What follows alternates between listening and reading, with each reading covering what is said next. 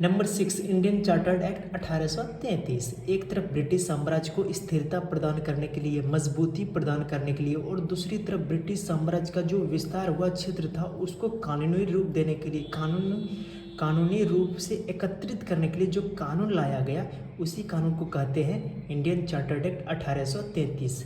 और इसी में भारत का प्रशासनिक केंद्रीकरण किया गया।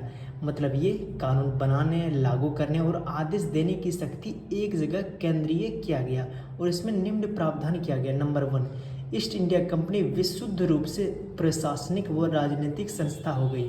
वह ईस्ट इंडिया कंपनी जो पहले व्यापारिक संस्था थी वह प्रशासनिक एवं राजनीतिक संस्था भी हो गई। नंबर 2, ईस्ट इंडिया कंपनी का व्यापारिक अधिकार पूर्णतः समाप्त कर दिया गया। यानी ईस्ट इंडिया कंपनी को जो व्यापारिक अधिकार जिसे महारानी एलिजाबेथ ने 1600 चार्टर्ड एक्ट के द्वारा पूर्वी एशियाई देशों में व्यापार करने के लिए दिया गया था, अब वह उसे 1833 के अधिनियम के अनुसार पूर्णतः समाप्त कर दिया गया।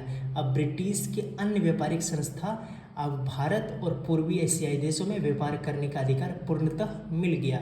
नंबर 3, कंपनी के सभी ऋण भारत सरकार पर भारित कर दिया गया। और नंबर 4, बंगाल के गवर्नर जनरल का पद अब वह पूरे भारत का गवर्नर जनरल का पद हो गया। और भारत का पहला governor general Lord William Bentinck था। और अब गवर्नर जनरल का मतलब भारत की सरकार। नंबर 5, गवर्नर जनरल के कार्यकारी परिषद में चौथे सदस्य का भी प्रावधान किया गया जो 1784 पिट्स इंडिया एक्ट में हटा दिया गया था। और ये विधिवक्ता होता था, ना कि वकील। और प्रथम विधि सदस्य कौन थे? लॉर्ड मैकाले, ये याद रखिएगा। और नंबर 6, सरकारी नौकरी में भेदभाव की नीति को समाप्त कर योग्यता का आधार बनाया गया। और नंबर 7, प्रतियोगी परीक्षा द्वारा सिविल सेवकों की नियुक्ति से संबंधित प्रावधान को विरोध के कारण पारित ना हो सका।